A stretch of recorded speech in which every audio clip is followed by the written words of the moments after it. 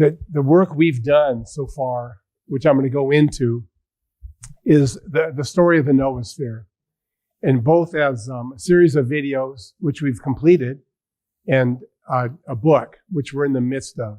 To begin with my own personal story, it's actually very similar to Ben's. Even though I grew up in the United States, I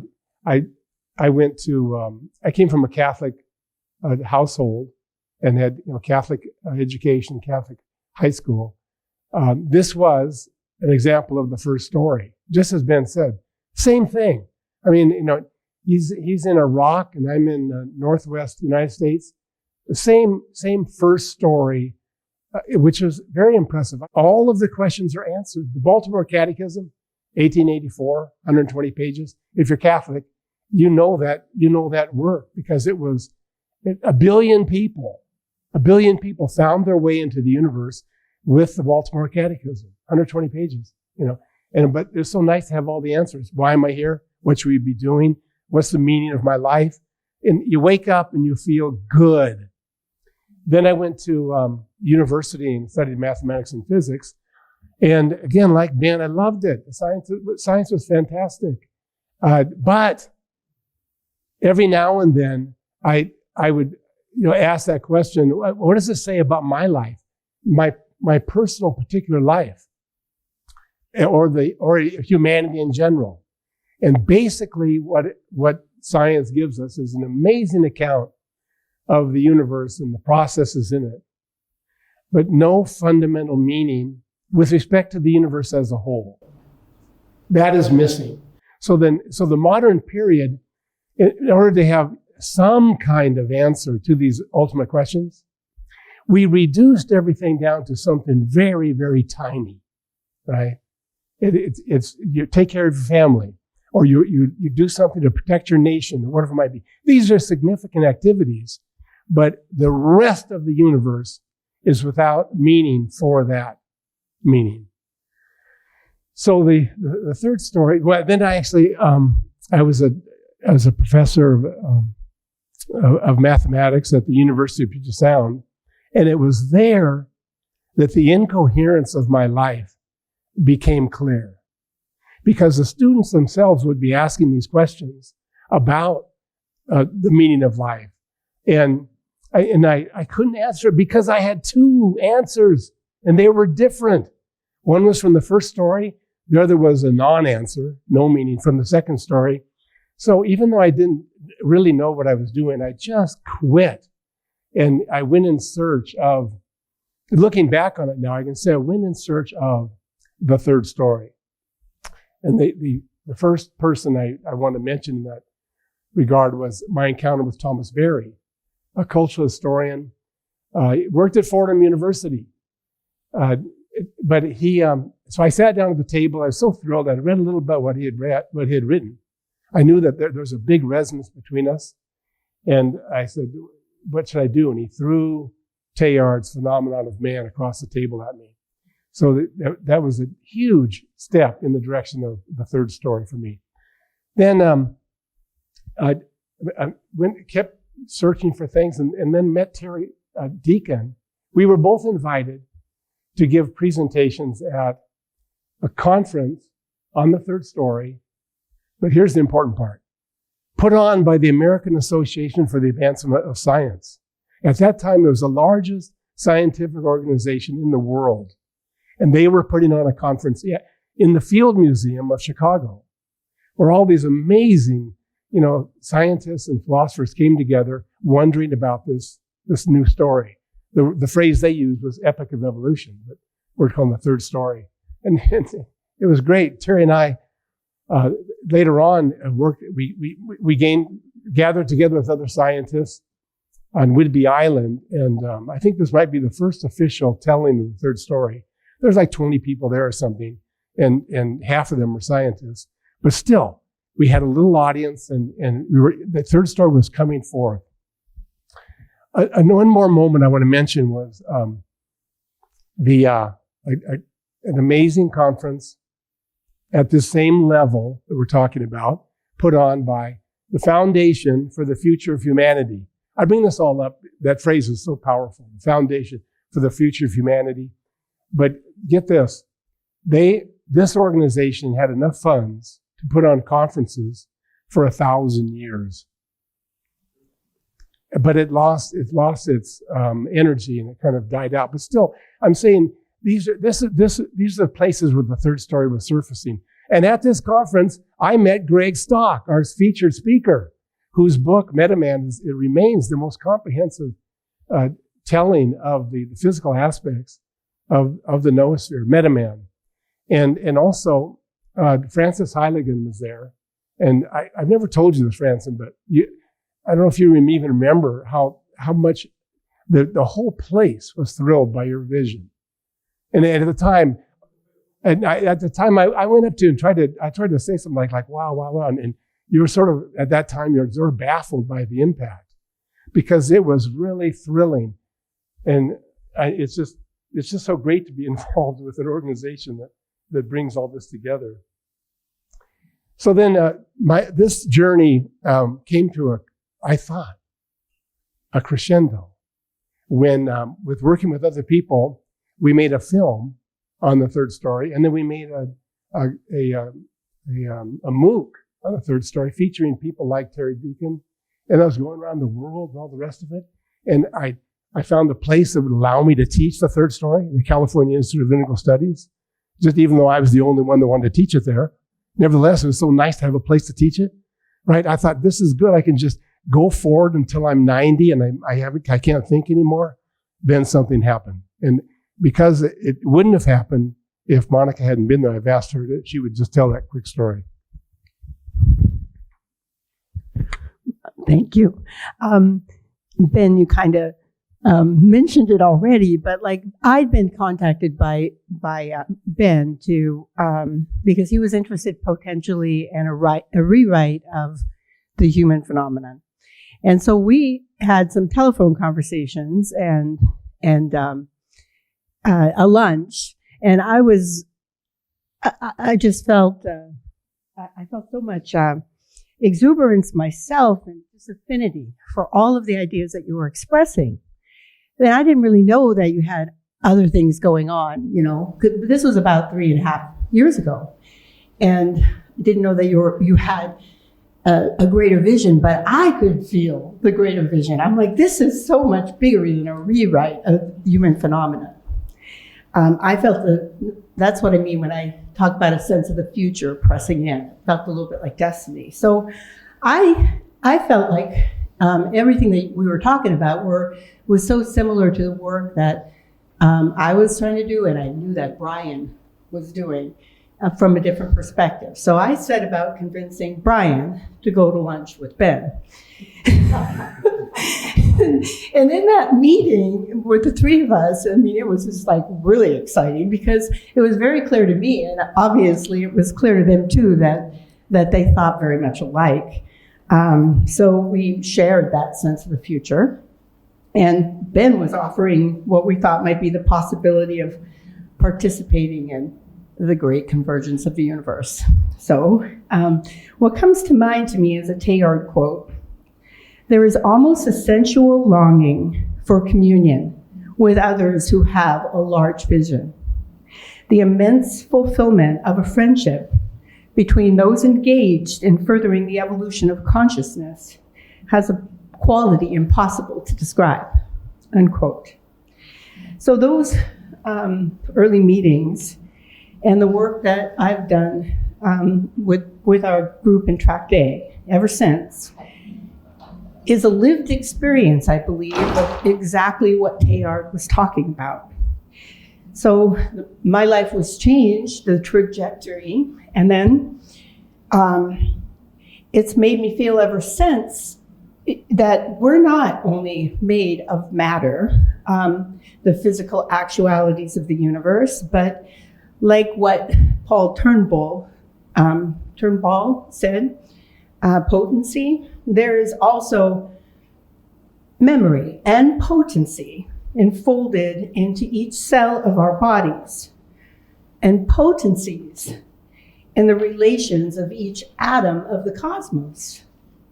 The movement of the universe's 13.8 billion years of development has carried this spirit into matter until matter itself begins to glow from within with a fire of its own.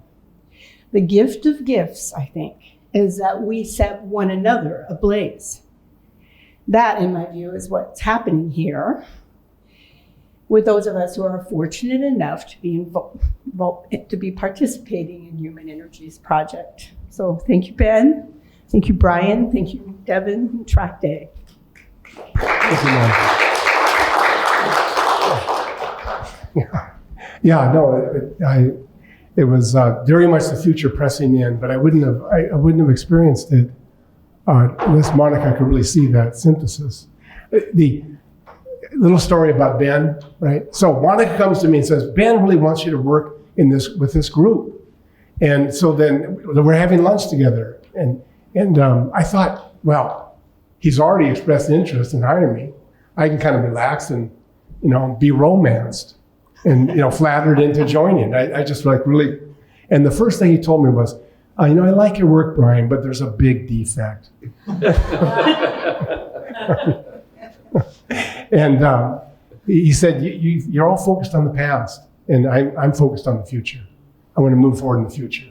So that was, and then the other image that really convinced me, sort of give up my life, that I was so happy with, was he said, Brian, trying to change a university is like moving a gigantic army around. I've got a SWAT team. I want you to join my SWAT team. And that really appealed to me, even though it's a military image, of like being light on our feet and be able to move this way and that. And that if we went around the room and asked each person for, okay, quickly, what's the elevator speech on the third story? Or the noosphere, just tell me what the noosphere is. There would be, each of us would be unique. Because we are in that period, it's fluid. We're exploring, we're trying to find out how to proceed. And so each of us, we have our own views and they're important, but the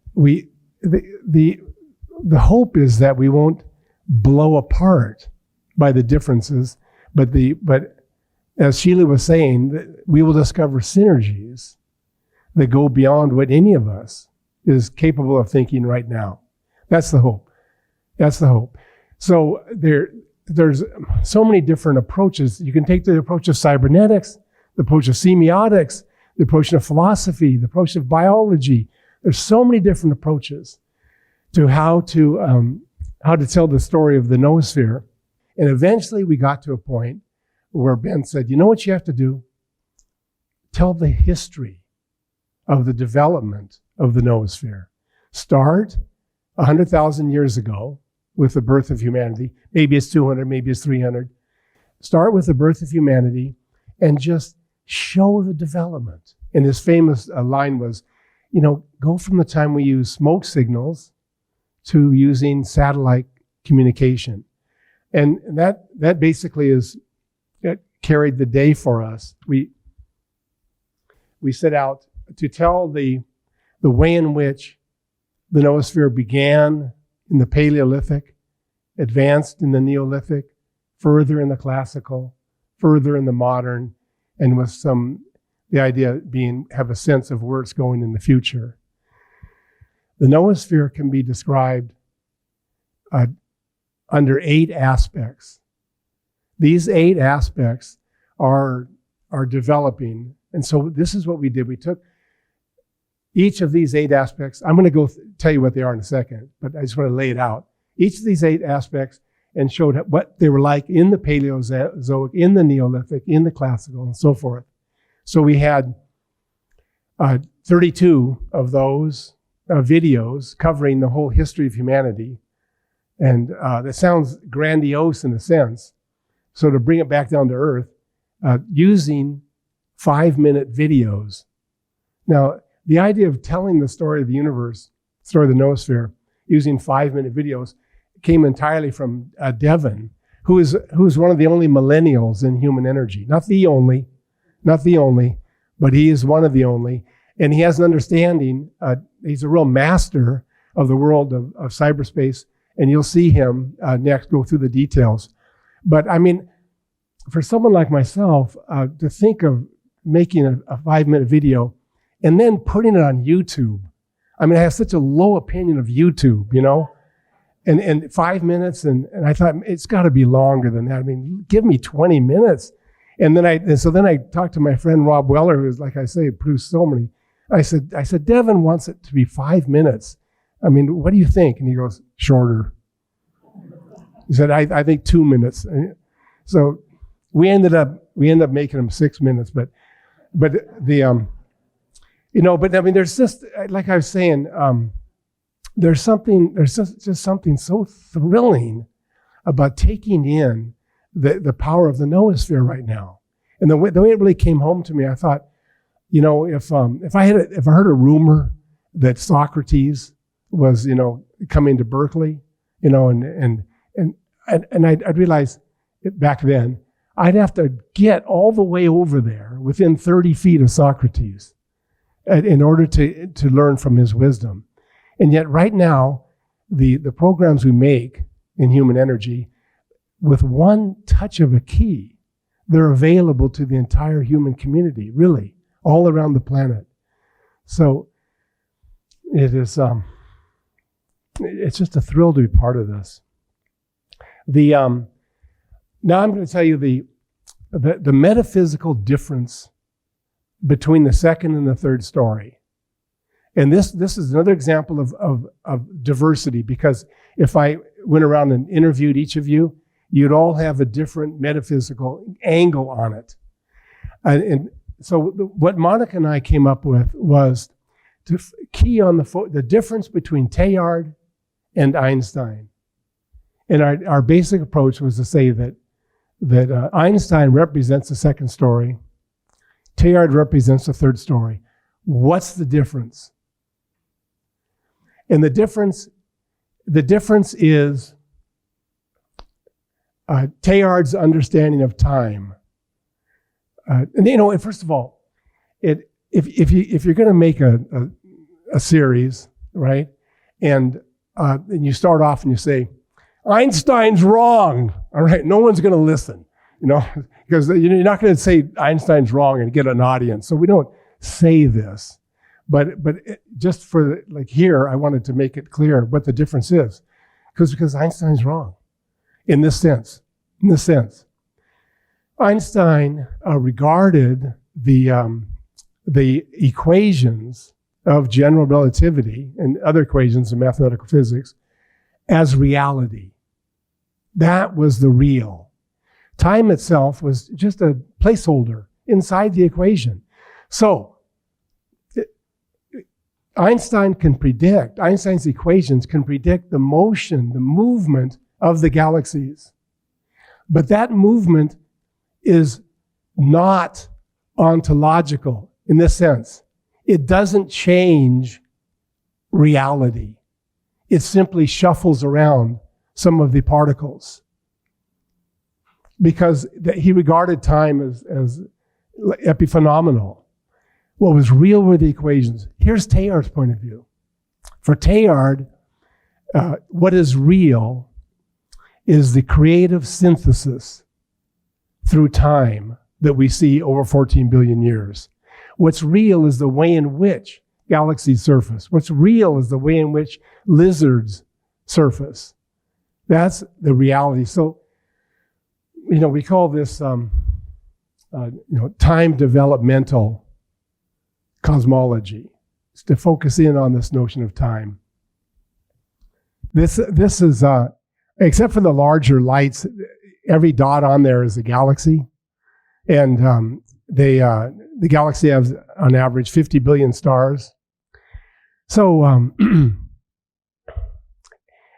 in the first story, this was all created by God. And in the second story, right, this it is without meaning for the human, right?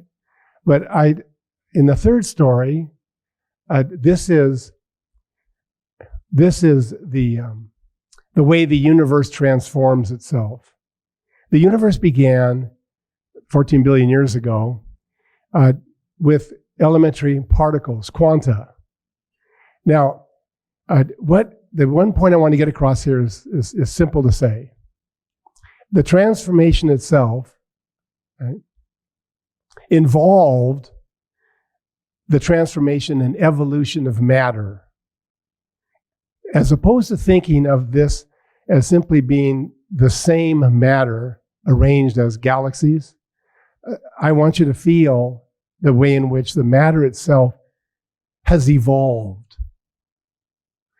This is a very key point with Teilhard. It's the matter has evolved. One quick example, then we'll move on.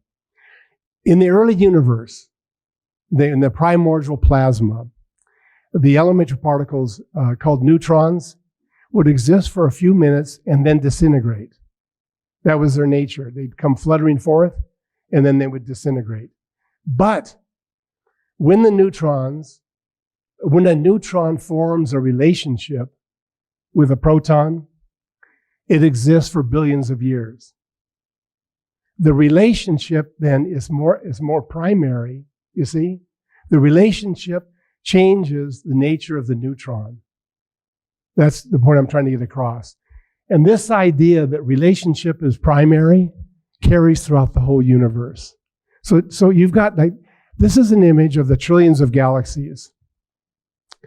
Those are constructed by the matter itself. Nothing else comes in from outside. This fundamental property is, you see the switch. With Einstein would say the equations are in control of the matter. Teilhard is saying that the matter itself is intrinsically creative. And here's his phrase, self-assembling. The matter is self-assembling. And the way in which that is spoken about in contemporary science is self-organization. But he was saying this before self-organization became a common. Now, so then we move forward in time when we come to the planets, the minerals themselves enter into new relationships and give birth to life. I just want to emphasize that, again, this isn't coming from the outside. There's nothing that comes here and does this. The minerals themselves organize in a way that has a new quality. The matter evolves and becomes alive. And this, in both cases, we have the fundamental order in the universe is this. Things disperse and then they concentrate. The primordial matter disperses and then concentrates into galaxies. You have life itself disperses around the planet and then concentrates into the plants and animals, the higher organisms. So life going all around the planet, giving birth to a living planet. So here's our moment. Our moment is the third transformation from a living planet to a thinking planet. Now that's the phrase that Teilhard used. We are in the midst of the third great transformation of the universe. And in fact, it's who we are. It's what we are doing. Now, to say that the human has this kind of cosmological meaning is to say that and to believe it and to live with it. That's entrance into the third story. And here's some help, because some people would immediately accuse me of anthropocentrism. I'm glorifying the human, and we're such a messed up species. How dare you do that? And I understand all of that. But here's the way. This is, again, going to Terry Deacon. Terry Deacon's way of pointing out a fundamental difference between humanity and other animals is this. In terms of our anatomy and physiology, we're just another primate species. In terms of our mentality, we are something like a new phylum. Something like a new phylum. In the record of the paleontological record of planet Earth, there hasn't been a new phylum in 500 million years. 500 million years of evolution. So I'm saying Teilhard even goes beyond that and talks about this as a cosmological change. We're part of a transformation that is is so far beyond what is spoken of in either the first or second stories. Not to throw them out in the least, but this is something that is obviously very difficult to conceptualize. Now, what I'd like to do is to go through how this transformation is taking place. How this transformation is taking place using the 8 aspects that Ben articulated. So we start off with, and this would be, I'm just giving you a sketch of our 32 videos, but just I don't want to rush through it, but just to give you a feeling for it. The first aspect or facet of the noosphere's transformation and emergence is heredity. Heredity is, during the billions of years before humanity, heredity was carried out primarily through the DNA. But with humanity, we've invented a way of passing down knowledge and information that is something like 1 million times faster than what is possible for the other animals. That's just an estimate coming out of Oregon State University. But it's a colossal, ontological leap forward when you're able to transmit information in this way. The second transformation we talk about is in terms of tools and technology. Now, other animals have created tools, like using rocks or sticks and so forth, but humanity has, because of its special mentality, has exploded with this tool and technology invention. And so what we've done is, because we have the technology, our anatomy and physiology and brain remain relatively the same. So we can consider our technology with ourselves as forming something like a hyperbody. And that whole system is what is evolving. And you can even consider it as an individual evolving. So the third would be consciousness. Consciousness, I consider consciousness in different forms as throughout the animal world. But the special quality, one of the special qualities of human consciousness is its ability to reflect back upon itself. And this, a